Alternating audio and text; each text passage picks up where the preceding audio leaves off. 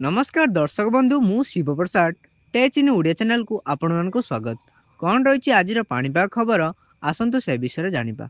जदि प्रथम थर पर आम चैनल को विजिट करते तेरे आम चैनल को सब्सक्राइब करदे जहाँफल प्रत्येक दिन पाणीपाग खबर आपण सर्वप्रथम जानीपारे। पाणीपाग नहीं बड़ अपडेट।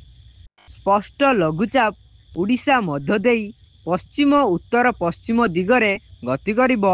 फल राज्य रे आहुरी 2 दिन प्रबल वर्षा हेब। आसंता 24 घंटे 4 जिला को रेड अलर्ट सह 8 जिला को ऑरेंज अलर्ट सह बाकी समस्त जिला को येलो अलर्ट जारी होईछि। उत्तर पश्चिम बंगोपसागर उपर एक लघुचाप क्षेत्र सृष्टि होईछि एवं आसंता 24 घंटा मध्यरे यह आहुरी घनीभूत हुई स्पष्ट चिन्हित लघुचाप रे परिणत हेबार संभावना रही।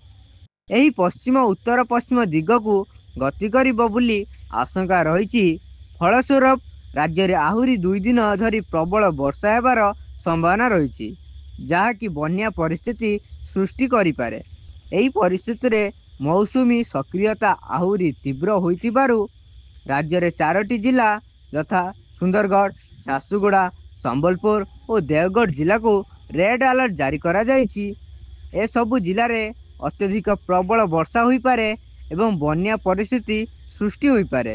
यह छड़ा 8टी जिला यथा केउंझर, अनुगुल, ढेंकानाल, कटक, खोर्धा, पुरी, नवरंगपुर और कोरापुट रे ऑरेंज अलर्ट जारी करा जायछि। एही जिला गुड़िकरे मध्य प्रबल वर्षा हो पारे एवं लोकंकु सतर्कता अवलंबन करने को पड़िबो निर्देश जायछि आंचलिक पाणीपाग विज्ञान केंद्र। जदि भिडियोटी भल लगे तान आम चैनल को सब्सक्राइब करने जहाँफल प्रत्येक दिन पाणीपाग खबर आप सर्वप्रथम जानीपारे।